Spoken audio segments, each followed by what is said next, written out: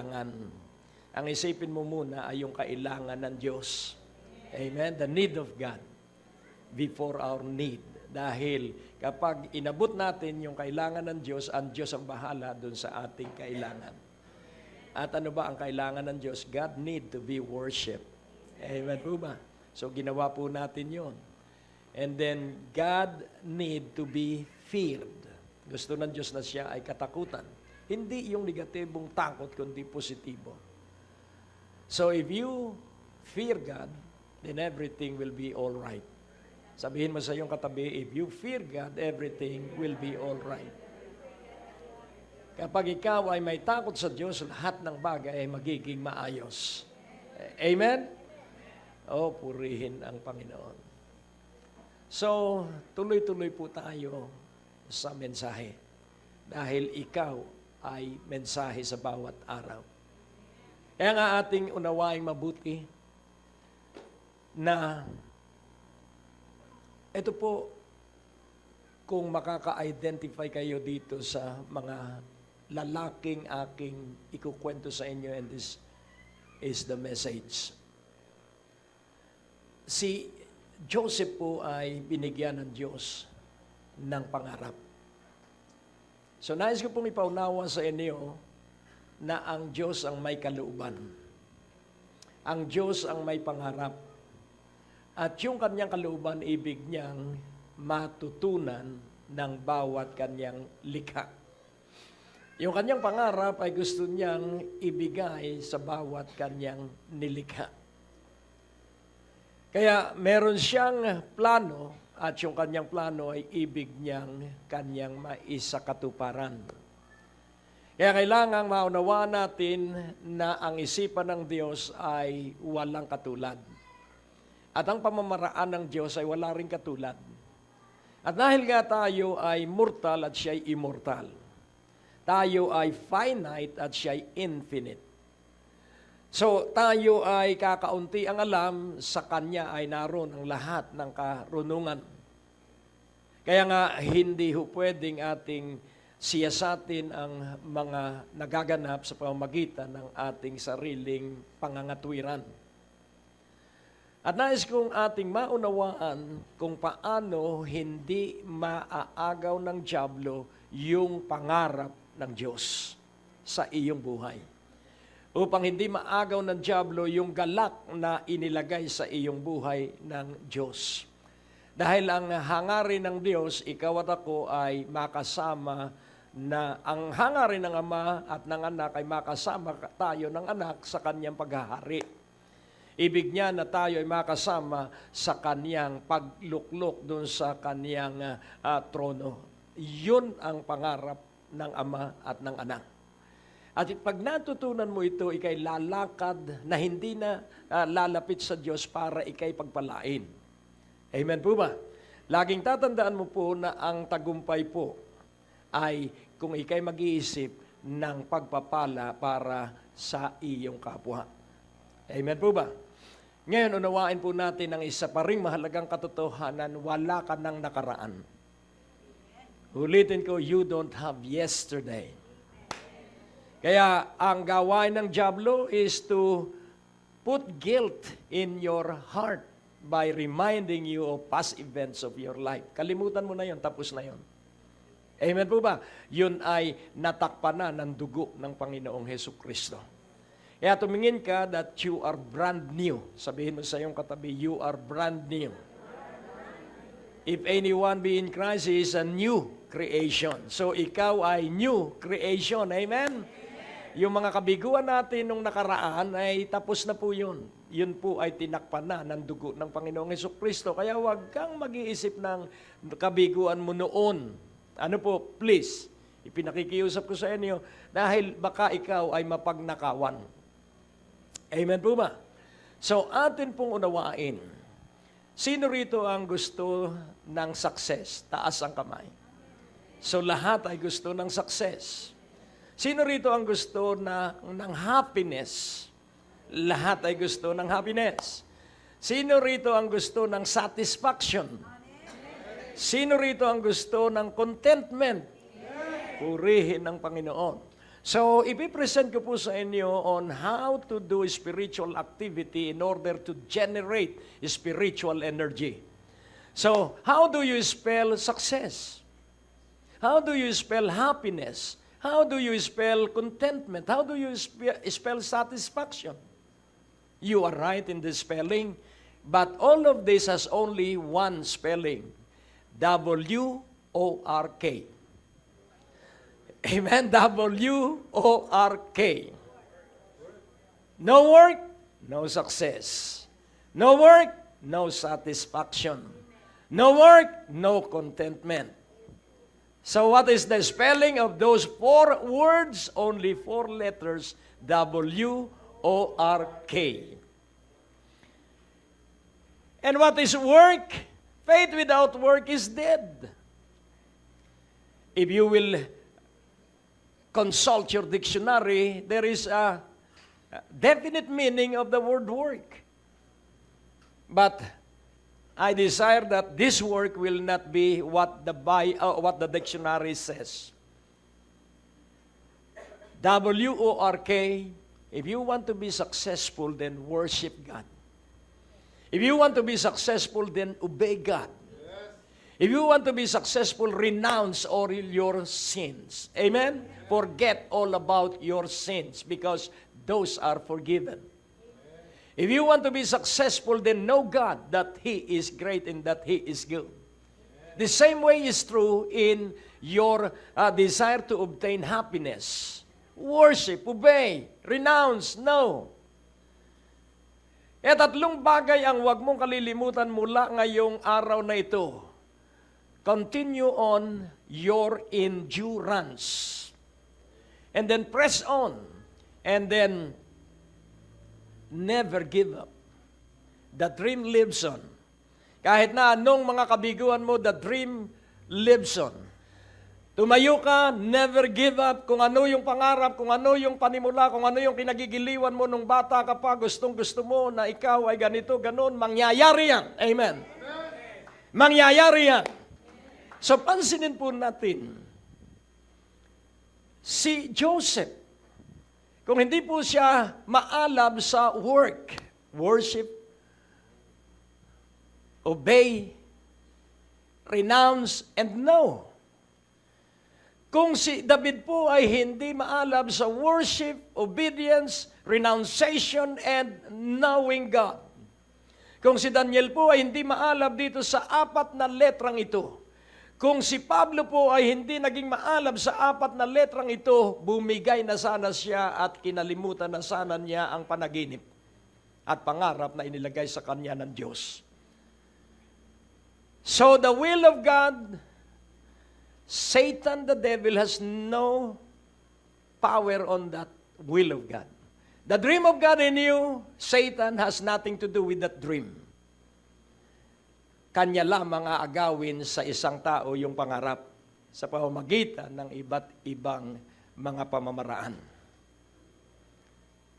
Lilitaw ang napakahalagang katotohanan, for all things work together for good to them that love the Lord.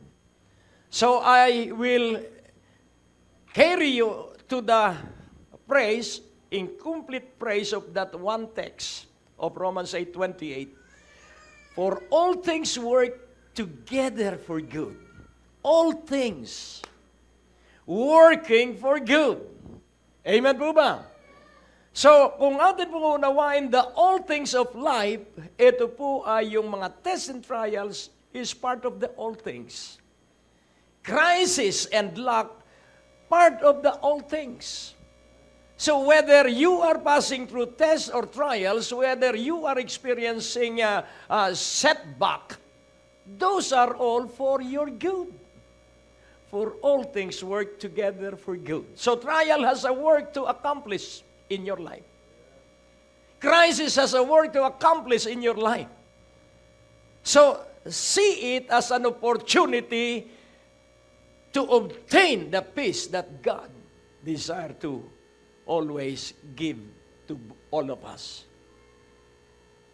So pansinin po natin, si Joseph, pampered sa kanyang ama, 12 sila, 11 ang kanyang kapatid, 10 ang galit sa kanya. At ano ang dahilan at nagalit sa kanya yung 10 niyang mga panganay na kapatid? Dahil ikinwento niya ang pangarap ng Diyos. At dahil sa pangarap ng Diyos, nagalit ang kanyang 10 kapatid. Huwag mong kalilimutan na merong naiinggit sa iyo dahil kakaiba ang pangarap mo kaysa kanila. Amen po ba? Pero pansinin po natin, hindi siya sumama ang loob. For 10 years, trumabaho siya sa bahay ni Potiphar, second in command sa Egypt. Naging siyang tapat sa kanyang Panginoon for 10 years. He maintained faithfulness. He maintained morality. At siya'y nakulong sa kasalanang hindi niya ginawa sapagkat siya'y tinukso ng asawa ng kanyang boss. Enough reason para sumama ang loob. Ilagay natin ang ating sarili sa kanyang kalagayan. Makatwiran bang magtampo? Makatwiran bang maghinanakit? Makatwiran bang sumama ang loob? Laging tandaan po natin, hindi tayo pangungunahan ng Diyos. Dahil binigyan tayo ng Diyos ng right to choose. Hello? So, hindi tayo pakikialaman ng Diyos, maliban na lamang na tayo humingi ng tulong sa Diyos. So, ulitin ko, si Joseph ay tapat, matuwid, at may takot sa Diyos. At ang kanyang napala, siya ay pinagbiling alipin, at ang isa pong alipin, hindi na po lalaya sa pagkaalipin. Ang isa pong ikinulong sa king's prison na hindi na po lalaya. Pakakainin lang sila ng sapat to survive. Because the intention of prison in those days is to the prisoner to experience suffering at all cost.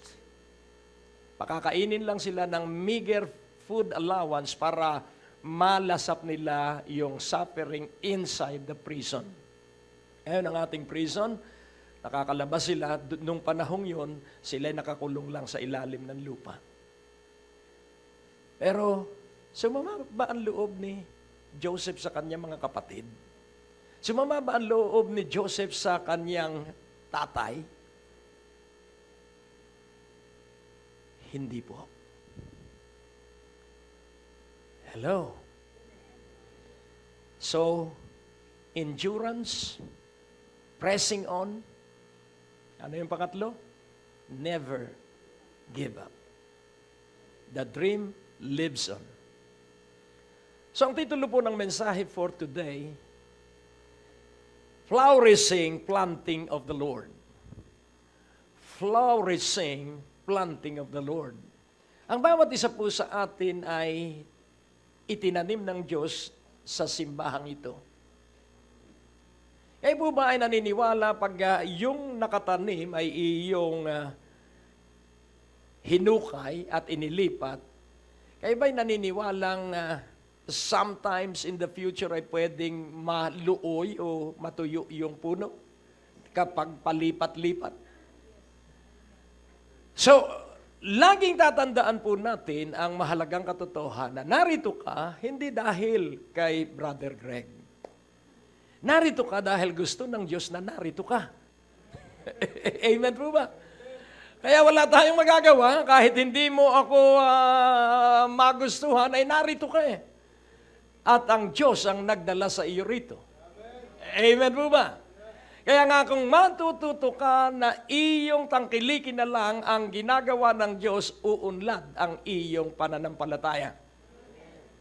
So sa 1 Corinthians 12:18, ipakikita ko kung bakit ka naririto. Hindi dahil sa napanood mo lang ako sa telebisyon, bagamat yun ang ginamit na marahil, pero pansinin po natin. But now hath God set the members, every one of them, in the body. So sino ang nagdala sa iyo at sa akin sa katawan? Sino po ang nagdala sa atin? Hindi po ang pastor at hindi rin po ang kung sino mang tao. Sino raw ang nagdala sa atin sa katawan ng Panginoon? God! So wag mong kalilimutan, you are here because God wills it for you to be here. Amen po ba? But now hath God set the members, every one of them, in the body as He hath pleased. Sino po ang nabibigyan ng kasiyahan at dinala ka ngayong umaga dito sa lugar na ito? Sino po? Ang Diyos. So yung sabi ko sa inyo, bigyan mo ng parangalan Diyos sapagkat may pangangailangan ng Diyos. Gusto ng Diyos na siya ay pinagtitiwalaan. Gusto ng Diyos na siya ay pinaniniwalaan na siya ay pwedeng gumawa ng himala ngayong araw na ito sa iyong buhay. Trust and believe. Rise and believe. Magtiwala at sumampalataya. Huwag mong pagpapapansinin kung ano yung mga kabiguang iyong dinaanan at kung ano yung nakasadlakan mo na krisis. God is in control of what He is doing and hindi natin alam kung ano yung kanyang mga plano. Pero alam natin na maganda ang kanyang layon. Amen po ba? So, ang isa pang katotohanan sa John 15:16, ang Diyos po ang nasusunod, hindi si Satanas. Ang Diyos po ang gumagawa ng buhay natin, hindi tayo. You have not chosen me. Sa akin lang sarili, hindi ko pipiliin ng Diyos. Napakaganda sa daigdig, napakaganda sa mundo, napakasarap na mabuhay sa mga kabarkada. Pero hindi. Hindi akong masusunod dahil ang Diyos ay may plano sa akin. Amen?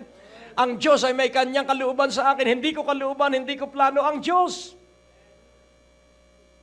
Pag naalala ko ako ay dumadalangin sa Panginoon, ang sabi ko, Panginoon, alam mo, kung hindi mo ako sinamahat, iniligtas, matagal na akong patay. 4 times na dapat patay na ako. Pero hindi pinahintulot ng Diyos. Bakit? Sapagkat siya'y may kalooban sa akin, siya'y may plano sa akin, siya'y may pangarap sa akin. Amen! Hallelujah! Kaya nga, dumating doon sa punto na ako ay ayoko nang mabuhay. January 9, 1980. Maganda ang aking hanap buhay, maganda ang aking pamilya, may bahay na kami noong 1980. And yet, ayoko nang mabuhay. What am I looking after? I felt so empty. Hindi ko alam kung paano mabuhay. Hindi dahil ako'y bigo, kundi dahil ako ay hindi makaunawa kung ano talaga ang buhay. Nakakapagod po ang buhay sapagkat ito po ay cycle. Tutulog, gigising, tatanda, mamamatay. Pero nais ko pong inyong maunawaan, it is God who chose you. You have not chosen me, but I have chosen you and ordained you that you should go and bring forth fruits and that your fruit should remain. That whatsoever you shall ask, whatever you shall ask of the Father in my name, He may give it to you. So, nung matutunan ko itong katotohanan ito, nalaman ko na ang lahat ng nasa akin ay yung hiningi una ng aking nanay. Nananalangin marahil ang aking nanay. At ibinigay sa akin yung hindi ko hiningi sa Diyos sapagkat may humihingi para sa akin. That is intercession. At natuto akong huminging personal sa Diyos. At ako ay kanyang tinugon at binigyan. At may mga bagay akong hindi alam sa aking buhay na alam ng aking asawa. May mga bagay ako sa aking buhay na hindi ko alam pero alam ng aking mga anak because my children observe what is lacking in my life. So they are interceding that their father will be blessed by the Lord in the area that I am ignorant. So my wife is praying for the area that I know nothing about. Hello. So those are blessings that I have not asked the Lord because I don't know. You cannot ask anything from God that you don't know what you are going to ask. You cannot find something that you don't know what you are trying to find. Kaya po marami ang nasa bisyo because they are searching for happiness. But they don't know where it is. and they cannot categorically describe what it is that they are looking after. God has chosen us. Amen? So hinirang ka, kaya ka narito. Ano man ang nagdaan sa iyong buhay, hindi na mahalaga yon. Ang mahalaga, ikaw ay nasa kamay ng Diyos. Amen? O, purihin ng Panginoon. Then Isaiah 55 verse 8. Ano po ang sabi sa Isaiah 55 verse 8? For my thoughts are not your thoughts. So meron pong exchange na pagpapasyahan tayo, yung isipan ko, ipinagpalit ko sa isipan ng Diyos. Neither are your ways my ways, saith the Lord. Thoughts, ways. Yung mga pag-iisip at yung mga pamamaraan kung paano isasagawa ang iniisip. So, what we think is what we shall do. Amen po ba?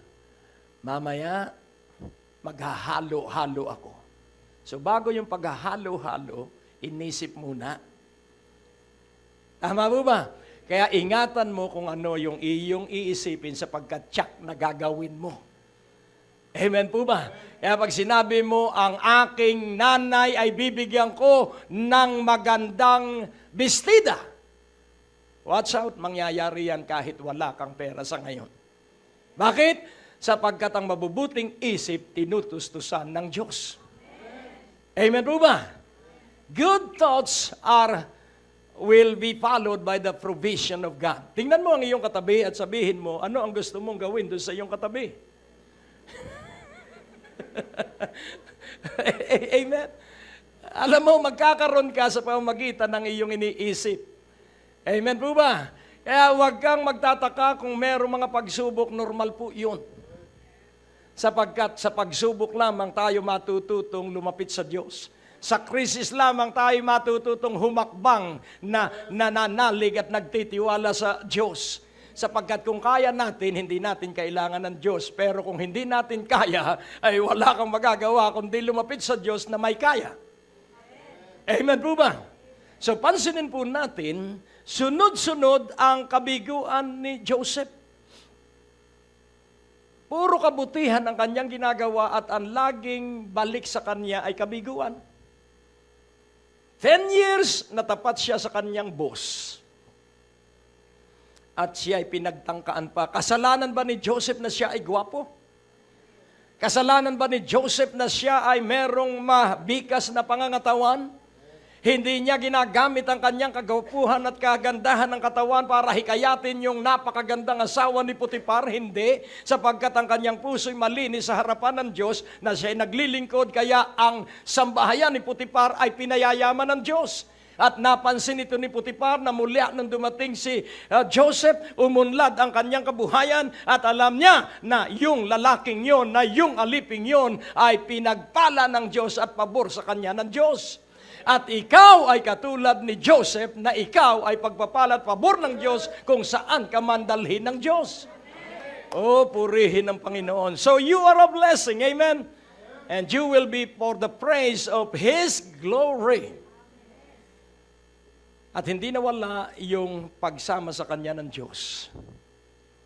Desire that the presence of God will accompany you all throughout your life.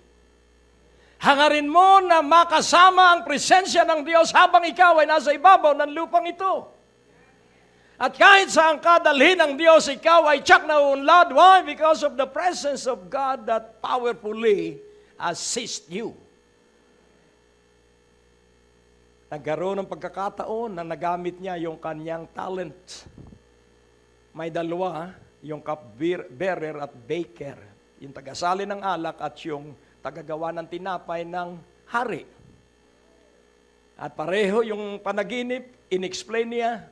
Sabi niya doon sa cupbearer, ikaw ay ibabalik ng hari sa paglilingkod sa kanya. At sabi doon sa baker, ikay mamamatay dahil ikaw ay ihahang. So, parehong nangyari. At ang sabi niya doon sa cupbearer, pag ikaw naman ay nasa kaharian na uli. Pwede bang alalahanin mo ako? Sapagkat doon po sa King Prison, ang paglaya doon ay kamatayan lang. Pwede bang alalahanin mo ako? For 2 years, pwede sumama ang loob niya. Ano po ba ang pananalita ng may sama ang loob? Ganito, pambihira, ginawan ko na nga ng kabutihan. Sinabi ko na nga na gano'n ang mangyayari sa kanya at nangyari at kami na may nagsumpaan. Yun pong may sama ang loob, 2 bagay po ang kanyang pinagmumulan ng ikinasasama ng loob. Yung hinanakit dahil hindi tumupad yung kanyang kasundo. Pangalawa, maaaring siya nga ay nakaranas ng mistreatment.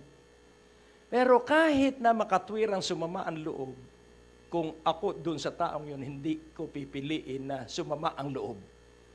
Dahil ang pagsama ng loob, ang sinisira ay ang loob nung masama ang loob. Tingnan mo ang iyong katabi. Magdesisyon ka na para wag kang masira. Alisin mo na ang sama ng loob. Alisin mo na ang hinanakit. Amen? Magpatawad ka na, please. Hello? 10 years, 2 years. Tapos, ano nangyari sa kanya? Naghihintay ang Diyos ng takdang oras sa plano niya. Kaya kailangang subukin si Joseph kung hindi niya ipagmamalaki yung kanyang kakayahan. Dahil napakahirap po na ang kakayahan ay pumasok dito. Kailangan po ang kakayahan na ilagay ay sa puso. Hindi po dito. Dahil pag dito, magmamagaling at magiging mapagmataas. Pag sa puso, ang ipagmamalaki niya lagi ay ang Diyos. Amen po ba? Kaya nais kong ipaunawa, muli, endurance. Sabihin mo, endurance. Ano ang pangalawa? Press on. Ano ang pangatlo? Never give up. Your dream lives on. Amen po ba? You are the planting of the Lord, and you shall flourish even in old age. Kaya tingnan po natin sandali ang Psalms 92. Basahin natin mula sa verse 13. Psalms 92 verse 13. Ulitin kong muli, pwede kang magtampo, pwede kang sumama ang loob, pero kung ako ikaw, hindi ko nagagawin yon. Those that be planted in the house of the Lord shall flourish in the courts of our God. Verse 14, they shall still bring forth fruit in old age. They shall be fat and flourishing. Verse 15, to show that the Lord is upright, He is my rock, and there is no unrighteousness in Him. So nais kong muling ipaalala sa inyo, it's always God. All the way through it will always be God. Amen po ba? Ang Diyos po ang tumatrabaho ng kanyang pangarap. Kaya nung dumating yung takda ng Diyos sa buhay ni Joseph, after 14 years of mistreatment, after 14 years, saka po siya dinala ng Diyos sa ikalawang pinakamataas na posisyon. Promotion neither come from the east nor from the west, but from on high. So, allow God to promote us. Ipahintulot mong ikaw ay iangat ng Diyos. Paano ka ipopromote ng Diyos? Obey the first commandment that has promised. Love and respect your father and your mother. Whoever they are, whatever their character is, obey and respect them and love them. And your life will be prosperous. You will enjoy the goodness of heaven. Amen po ba? Kaya nga, unawain nating mabuti na ikaw, ang promosyon ng bawat isa sa atin ay manggagaling ay sa Diyos. Hindi po sa atin. Basta lahat ng ating gawin natin ng buong kaligayahan ay para sa Diyos at hindi para sa tao. Ni hindi rin para sa ating sarili. Kaya nga ating unawain, kaya tayo napagpapala dahil tayo ay itinanim ng Diyos sa kaniyang katawan o katawan ng kanyang anak na si Jesus. Kaya mapapansin mo, ang tao pong may sama ang loob, ito yung kanyang pupuntahan sa buhay. Sa Matthew 24:10. Kailangan matutunan mo po ito at nang makalaya ka dahil ito ang bait of Satan, sabi ni John Bevere. And then shall many be offended and shall betray one another and shall hate one another. Iurong natin ang isang verse sa verse 9. 24:9. Then shall they deliver you up to be afflicted and shall kill you, and you shall be hated of all nations for my name's sake. So are you a Christian? Narinig niyo po yung tanong ko, ikaw ba'y Kristiyano? Iniibig mo ba si Jesus? Nagtitiwala ka ba sa pangalan ni Jesus? At ano po ang sabi doon sa umiibig kay Jesus at nagtitiwala sa pangalan ni Jesus? Ano mangyayari sa atin? Ano ang sabi ron? You shall be hated. Wow. This is the real Christianity. Kapag si Jesus ang iyong inibig, kapag si Jesus ang iyong pinagtiwalaan, kapag kay Jesus ka lamang dumipende, kamumuhian ka ng iyong mga kamag-anak. Hello? Pero pag mayaman ka na, kagigiliwan ka na ng mga namuhi sa iyo. Amen po ba? Kaya ka lang naman kinamumuhian dahil utang ka ng utang sa Kanya. Pero hayaan mo lang na mamuhi sila sapagkat nalalaman natin na hindi magtatagal yung ating kawalan, hindi magtatagal yung ating utang, hindi magtatagal yung ating kabiguan. Ito'y papalitan ng kaginhawahan. Ito'y papalitan ng sukdulang biyaya at pagpapala. Oh, purihin ang Panginoon. Amen? Oh, I love Jesus. Sabihin mo, I love Jesus. Oh, purihin ng Panginoon. Verse 10 ulit. And then shall many be offended and shall betray one another.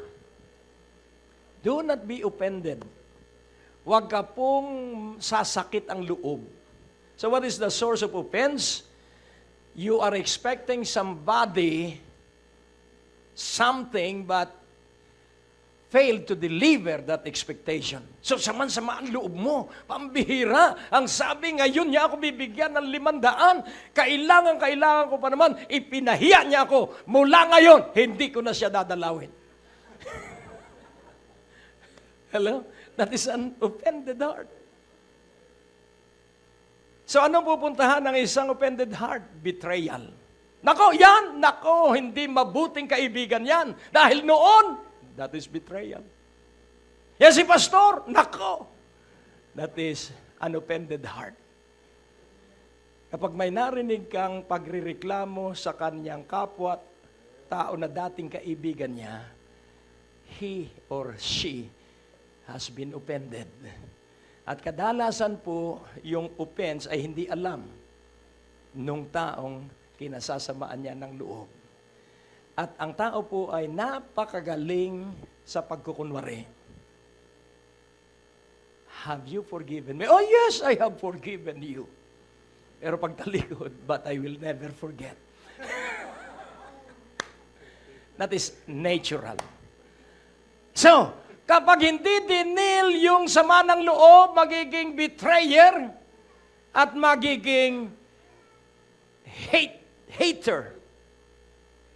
Pero ano ang ating gagawin? You are the planting of the Lord and you shall flourish in the court of our Lord. So, yung worship, obey, renounce, and know. So, through the years, after another 2 years, nagkaroon ng gross famine sa buong daigdig. At pagkakataon na ni Joseph na pahirapan at ipakulong ang 10 niyang mga balasubas na kapatid. Hello? Kung ang mga may sama po ng loob ay masasama ang salita, mga batugan niyang kapatid na mga magnanakaw niyang kapatid, Pero ano, siya po ba ay nagkaroon man ng sama ng loob nung makaharap niya? Hindi po. Ginawa niya ng paraan na malibre yung kanilang mga trigo. Ginawa niya ng paraan na makasama niya ang buo niyang pamilya. No offense because his heart has never been offended. Though there are so many offenses that might have gravitated him into despair. Hello? Kaya magpatawad ka na, sabihin mo sa iyong katabi, alisin mo na yan sama ng loob. Pagandahin mo na yang iyong loob. Amen? Hallelujah! Glory! Si David, ito po nakakalaki ng ulo ito. Yung naglangis kay Saul at yung naglangis sa akin, one prophet, Samuel. Pwede ko nang patayin si Saul dahil ako'y hari din na pinili ng Diyos. Pwede nang aking agawin ang korona. Pero hindi po niya ginawa yan. Because he knows that God has a perfect time for everything. Amen po ba? Huwag kang magmamadali. Kung hindi mo pa matanggap yung iyong biyaya at pagpapala, endure. Press on and never give up. Love each other. Pray for one another. Be good to everyone. Oh, purihin ng Panginoon. May sama ka pa ba ng loob sa iyong asawa? Sa iyong anak? Ikaw ang nahihirapan. Dahil ikaw ang hadlang sa Diyos. Huwag kang magpapakamatay. Tayo nag-aaral dito para maunawaan mo na alisin ang hadlang at kadalasan the hindering person is you. And if you cannot accept it, you are proud. Destroy pride and accept and renounce that offense so that wisdom will flow. Anointing will work. Tingnan mo uli ang iyong katabi. Sabihin mo, ilang linggo ka nang dumadalo dito?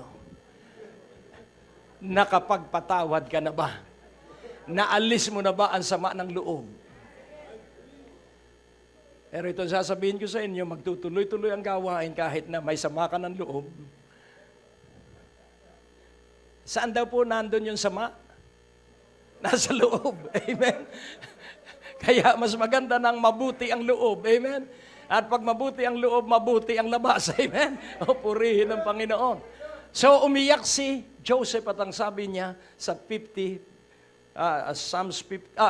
Genesis 50. Verse 12 ba yun? Ano ang sabi niya?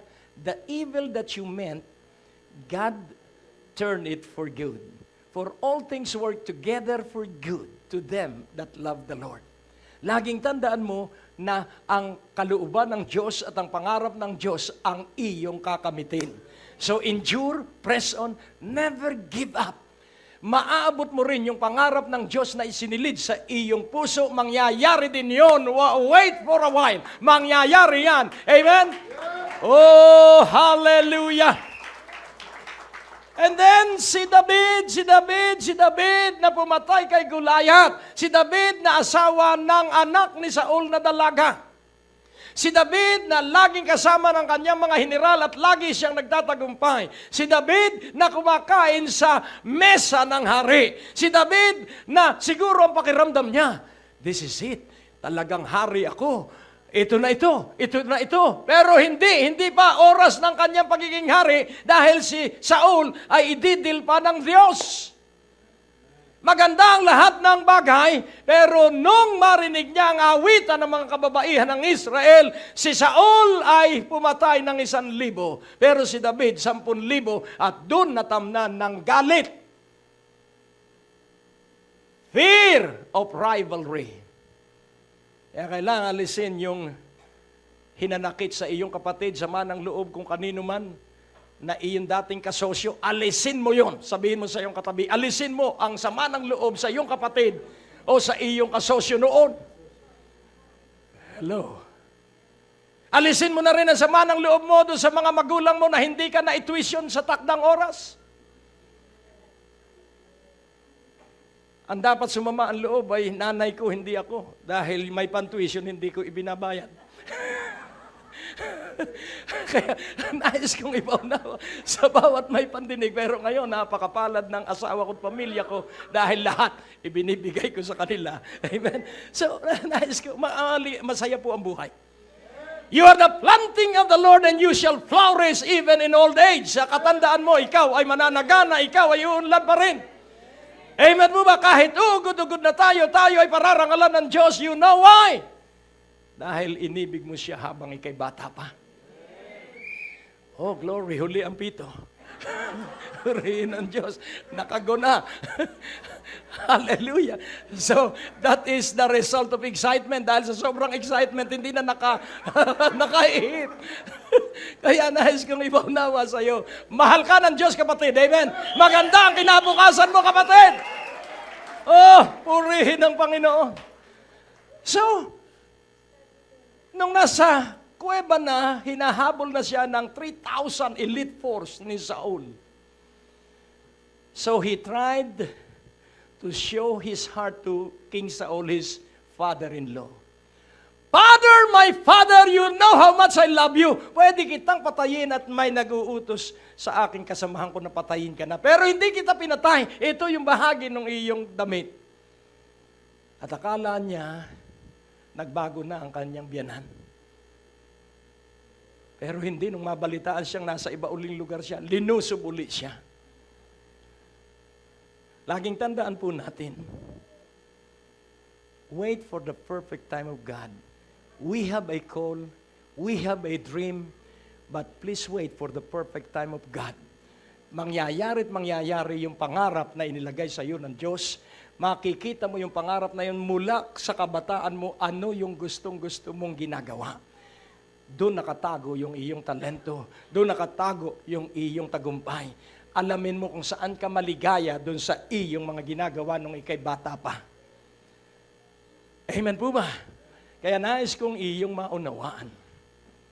Si David ay dumaan muna sa iba't ibang pagsubok. Idinaan muna siya sa iba't ibang relasyon. Kailangan na may kaibigan tayo. Kailangan na ikaw at ako'y tuloy-tuloy na merong kahingahan ng ating mga layunin at pangarap. At si David, nangyari po yung kanyang pagiging hari, but not in going through an easy road. Ito po ay all uphill and embedded with turmoil and struggles. And yet, he endured, he pressed on, and he never gave up, and he was crowned and seated on the throne of Israel. Si Pablo po nanghihina na ang loob. Tagumpay siya, pero ang sabi ng Diyos, tumigil ka, sabi ng banal na Espiritu, bumalik ka, pumunta ka ng Europa. At the height of his success, laging tandaan mo po, ang Diyos ang may pangarap, ang Diyos ang may kalooban, at ang Diyos ang may ginagawa sa iyo at sa aking buhay. So, ano po ang ating gagawin? Ang may-ari sa atin ay ang Diyos. Huwag mo pong kalilimutan yan. At ang Diyos din ang nagtanim sa iyo at sa akin, sa iyong pamilya. Sa simbahang ito, kaya ka narito ngayon, itinanim ka ng Diyos. So, mabuhay ka sa katotohanan ito, that God is in control of your life. Amen po ba? Kaya kung magsasanay ka lamang po, ito po, there is a spiritual activity to generate, that will generate spiritual energy. Kaya po ako'y laging malakas. I know how to generate spiritual energy. Because this spiritual energy that I will gain from what I am doing will be used up every day. So there are spiritual activity that generate spiritual energy, and there are spiritual activity that uses up that spiritual energy. So ano po ito? So to generate spiritual energy, I have to pray, I have to fast, I have to sing in tongues, I have to pray in the Spirit, I have to worship God, I have to obey God.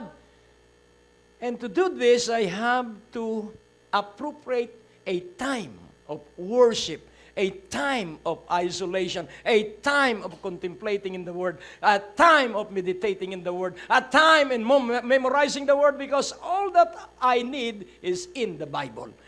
All the solution to all my problems are in the Bible. Amen po ba? The pathway to my success is written in the Bible. So I have to generate spiritual energy. But how? You can do it as well by worship, by prayer, by fasting, by studying the Word, by memorizing the Word, by acting on the Word most of all.